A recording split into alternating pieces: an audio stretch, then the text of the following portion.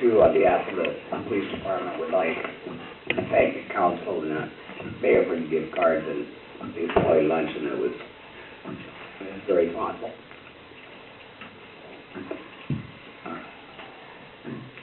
This time of year, we typically have spike in domestic violence, whether it's domestic violence, assault, domestic violence, vandalism. Of course, it's related to the people are stressed over the holidays and the consumption of alcohol. But up to this day, there's no increase. I think that's a good thing. I don't hope it continues through the first of the year. Last week, I sent an officer to a 3-day training on bias policing, and I think might have been sponsored by Department of Justice because there was no cost for the training, and 7 members from our coalition, 7 officers, attended that training. It was a train the trainer, so those officers were going to hold classes for the coalition, and those officers train the rest of us. And I was told it was an extra class. Then on a good note, Rainier Vista, they contacted the police department and asked that front office gals come over and judge their Christmas door contest. They decorate their doors. I mean, they put a lot of effort into it. It's pretty cool. I saw a lot of the pictures, and so today Stephanie and Sam went over and did that. And it was I'm glad they did. It was really nice. They appreciated it. Questions from council? Yes. Member Oliver. Will there be any other officers attending the bias training? All of the officers, they'll be trained through our coalition, yes. Yes. Besides domestic violence, typically we see a DUI increase this time of year. Do we have any emphasis patrols out for the holidays? Do we disclose that, or do we want to just let people worry about it themselves? That's something we always watch for, but we don't have extra personnel out. I know that State Patrol, they typically do. We got a grant through the Traffic Safety Commission we're going to participate in a DUI emphasis. It's not till like the 1st of February, and then the state pays the overtime and so on, but just play over the holidays. Further questions from council? Thank you. Thank you. Merry Christmas. All right. So, city council members that have anything to report that is not related to any of the boards of committees?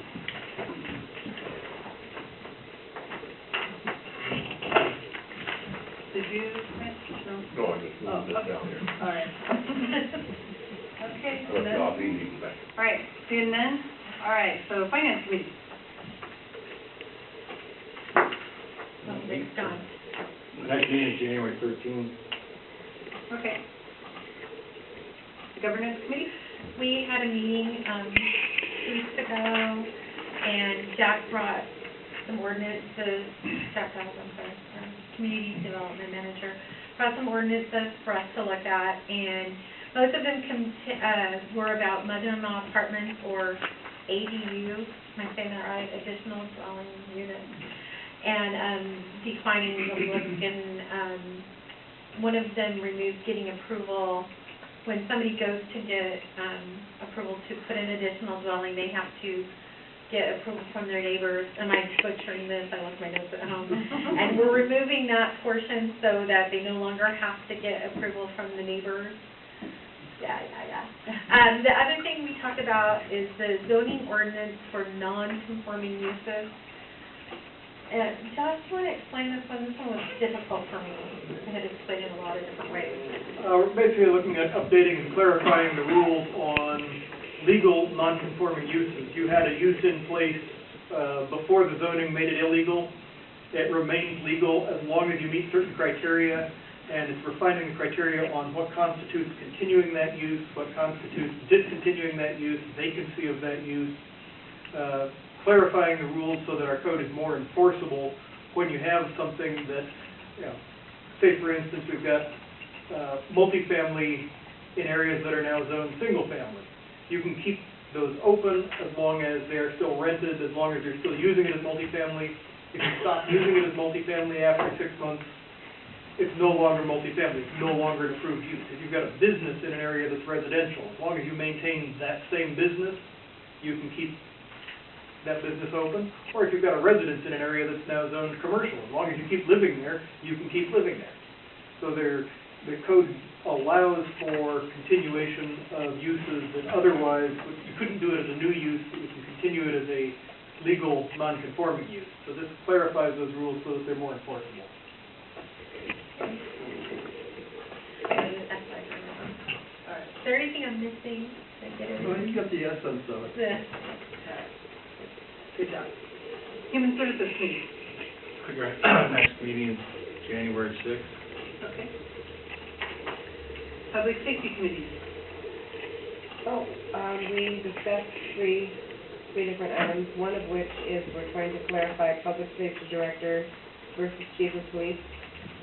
And I've come to the conclusion that we've come to a stalemate in the public safety meeting. We can't stay on focus to discuss what we're there to discuss. It keeps reverting back to the person, and we really have not had a chance to weigh in public safety director versus chief of police.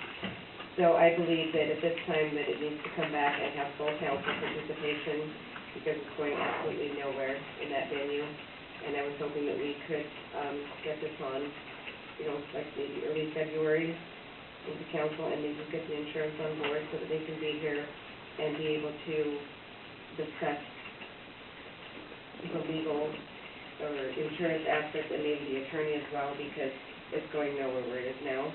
Okay. And then one of the citizens had brought up that the crosswalk over at Homer and Milwaukee needs to be restriped and possibly with reflective markers. I stopped by there 2 days after the meeting, and you can see a very faint crosswalk that was painted there at one point in time. And it is directly right across from the Metro bus stop. People use it to cross the street, and it's not too far from the school. And I really think that we need to find a way to get this restriped. It's totally for safety. So we need to refer that back to. It was referred to the Public Works Department. I will give a report. Okay, and Clint will talk about that. And,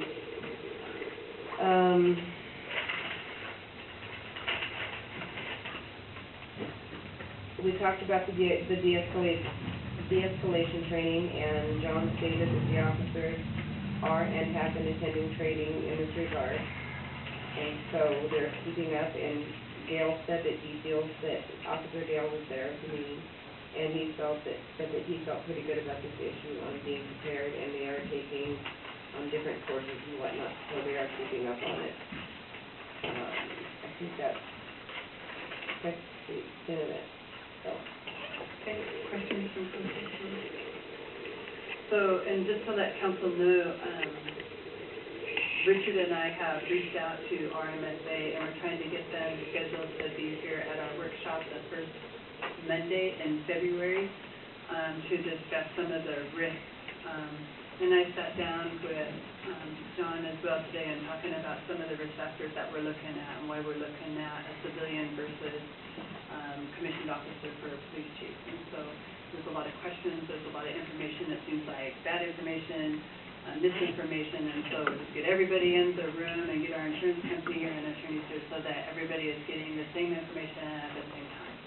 And so we're trying to get that scheduled for the February 2nd workshop, and that's going to allow RMSA to make sure that they have all the information that they need as well. Okay? So that's how I think we're going to proceed from there, and then see what happens from there. Okay? Anything else from public safety? All right. Public Works? Okay, we met on, I believe it was on the 10th, I don't have the date here exactly. Addressed Milwaukee right away, approaches on, from the curb to the sidewalk are not up to code, so that cannot be made a crosswalk. Because it is not wheelchair access or have the metal grates in there. So, we're looking at ways of possibility, maybe caution light, something, Lance was gonna get to that and get back with further information on it, but at this point right now, it cannot be painted as a crosswalk. All right, we, discussed the frontage road issue about the study, and I believe that that came to workshop. I was not able to make workshop, and we also, have one item which I see is on workshop right now, or it is on the agenda tonight, as far as the change order on Stewart Road, of 80,000. That will make the change order someplace right now to approximately 155,000 to date. Where we're at exactly on that, but we're still on target as far as the funding, I've been told, so we're no panic at this point right now. 3rd Avenue, the bike lane, it was brought up that our signage identification is not correct for our bike lane, so we're going to do some further research and get what we have to do to bring that up to proper code.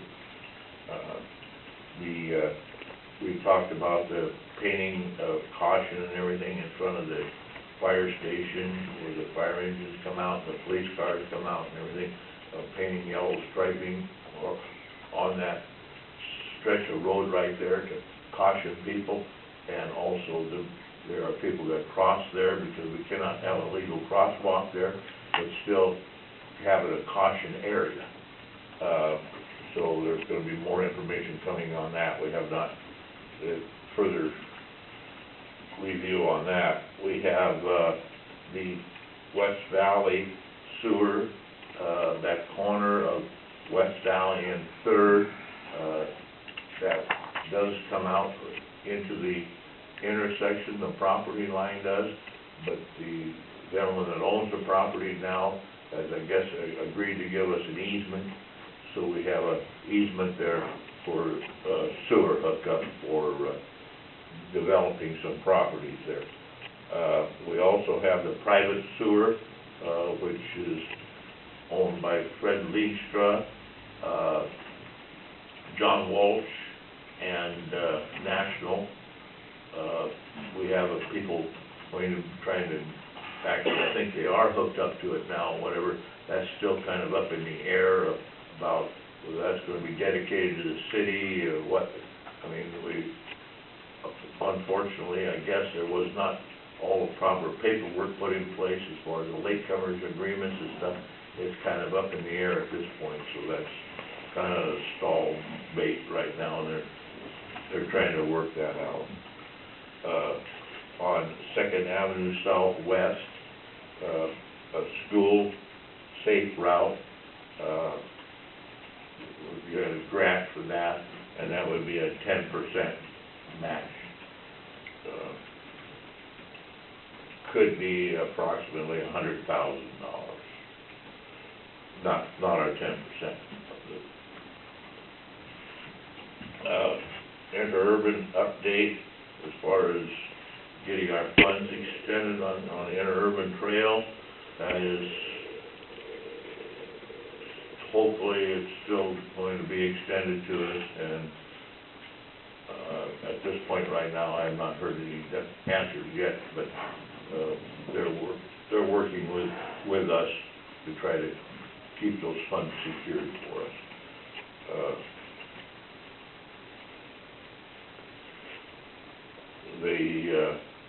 They're working with Sumner, Auburn, and Pacific, and going to go together and try to go in as a pack for additional funding from Valentine to the other side of the bridge on the Stewart Road. The feel we will get more attention rather than each of us going in piecemeal, is going in, and I believe that part of that also, I think, is Pierce County has a little chunk in that thing too, so, we're going to try to go in and get a group so we get some attention as far as some fundings on that.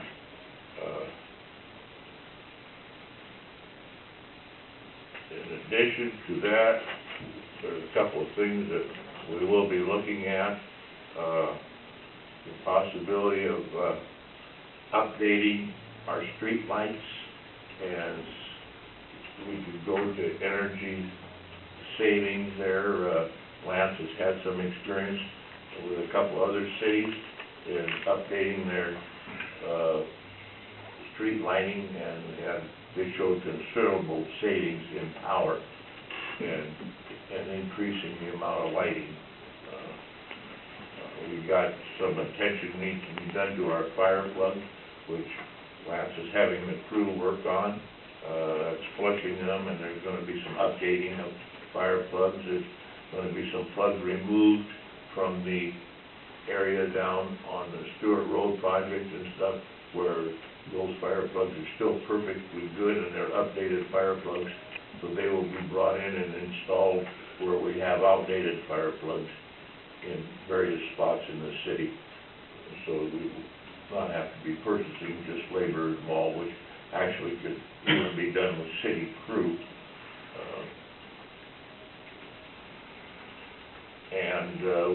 We've had quite a few inquiries on over, I don't know the address exactly, but you go down from the west from Alpac and back in there's a house that burnt down some time back, and it's been a structure sitting there. It's an eyesore. It's not even boarded up really where it's totally safe. Kids could get in there, and I don't know how bad the floors burn out, fall through a floor or something else. So there's going to be some extra emphasis put on in getting that house either demolished or rebuilt. I think it's a total loss house, but anyway, getting that structure cleared out. That's all that I have. All right, thanks, Matt. Technology. We have a meeting scheduled for the 18th, but our comments that we will take our tour, meeting canceled, so, we meet again, January 16th at 5 o'clock. Park Board. Anybody here? All right, Planning Commission. Pierce County Regional Council. No report for December. Sound Cities Association, I attended their meeting last week. We have a list of legislative goals that the Sound Cities Association will be working on. I'm going to make copies of those. I'll get copies in all of your boxes regarding those, and have some feedback from the cities regarding the transportation package that the governor just rolled out, and some information and some thoughts from Sound Cities Association related to that, on some of the avenues that they'll be pursuing moving forward. So there'll be more information coming, and we have a very busy agenda for our Sound Cities Association. I did get reappointed to the committees that I am sitting on. I was approved by the board. I got the official letter today, so I will still be sitting on 2 of the regional committees. And I still haven't heard back. I was supposed to hear back for an appointment by the governor to the State Building Code Council. I was supposed to get notification. I thought by today, but no notification yet. But that is an appointment by the governor through the Association of Washington. So I'll be filling the elected position on that board.